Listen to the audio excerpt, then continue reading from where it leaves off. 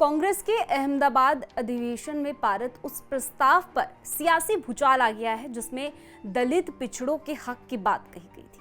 Baspa supremo Mayawati ने इसे कांग्रेस का छलावा बताया है। उन्होंने साफ कहा है कि कांग्रेस और भाजपा दोनों ही आरक्षण विरोधी हैं और सिर्फ वोट बैंक की राजनीति करके अब दलित पिछड़ों की बात कर रहे हैं।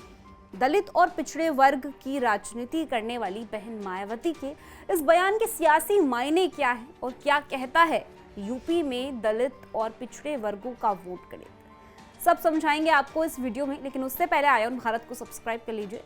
स्वागत है आपका, मेरा नाम तान्या अधिकारी। लोकसभा में नेता प्रतिपक्ष राहुल गांधी हाल ही में बिहार के बेगूसराय जिले पहुंचे। यहां वो कांग्रेस की पलायन रोको नौकरी दो पदयात्रा में शामिल हुए।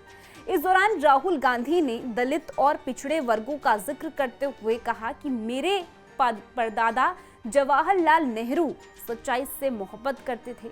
मैं 50% आरक्षण की इस दीवार को तोड़कर फेंक दूंगा। साथ ही ये भी कह दिया कि इस देश को 10-15 लोग चला रहे हैं। आगे कहा कि जातीय जनगणना एक क्रांतिकारी कदम है, इससे देश की सच्चाई पता चलेगी। इसीलिए इसे भाजपा रोकना चाहती है, लेकिन इसे दुनिया की कोई ताकत नहीं रोक सकती है। असल में राहुल गांधी यहां पर दलित और पिछड़े वर्गों को साधने की कोशिश कर रहे थे, लेकिन ये बात दलित और पिछड़े वर्गों की राजनीति करने वाली दूसरी पार्टियों को कैसे हजम हो सकती थी। राहुल गांधी के इतने कहने ही पर ही बहन मायावती के कान एकदम खड़े हो गए और तुरंत इस पर उन्होंने कांग्रेस पार्टी पर अटैक कर दिया। साथ ही बीजेपी को भी लपेटे में ले लिया। बसपा की सुप्रीमो और पूर्व मुख्यमंत्री मायावती ने इसको लेकर क्या ट्वीट किया है वो हम आपको पढ़ाते हैं। मायावती ट्वीट करती है, बाबा साहेब डॉक्टर भीमराव अंबेडकर ने संविधान धारा 340 के जरिए ओबीसी आरक्षण की व्यवस्था की थी, लेकिन कांग्रेस ने इसे लागू नहीं किया। मजबूर होकर बाबा साहेब को कानून मंत्री पद से इस्तीफा देना पड़ा।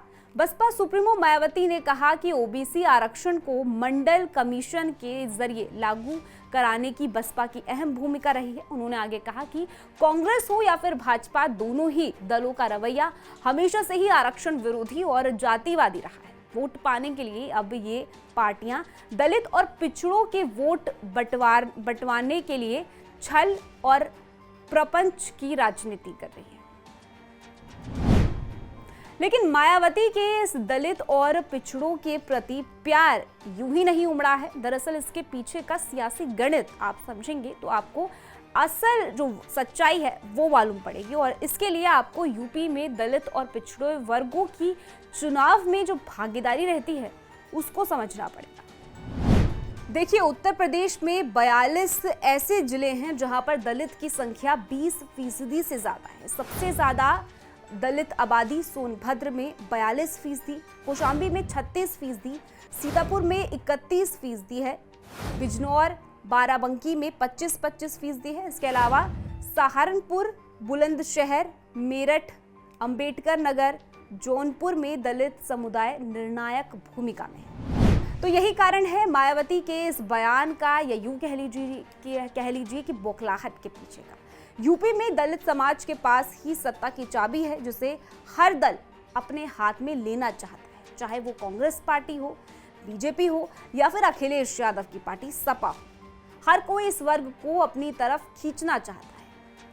अब अगर हम राहुल गांधी के आरक्षण वाले बयान पर ही नजर दौड़ाएं तो राहुल गांधी ने आरक्षण बिहार में जातीय जनगणना और रिजर्वेशन पर जो बयान दिया उसके पीछे भी कांग्रेस की सोची समझी प्लानिंग काम कर रही है।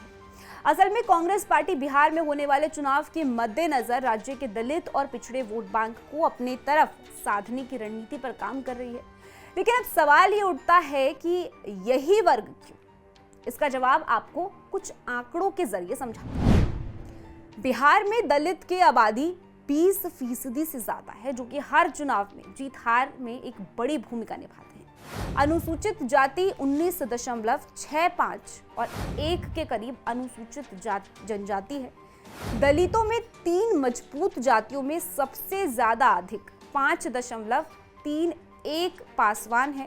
चमार जाति की आबादी 5.26 और मुसीहर की आबादी 3% है। बिहार विधानसभा में कुल 40 आरक्षित सीटें हैं। इसमें 48 अनुसूचित जाति और 2 अनुसूचित जनजाति के लिए रिजर्व। बात चाहे बिहार की हो या फिर यूपी की, दलित और पिछड़ा वर्ग हमेशा से ही राजनीति में अपनी अहम हिस्सेदारी निभाता आया है।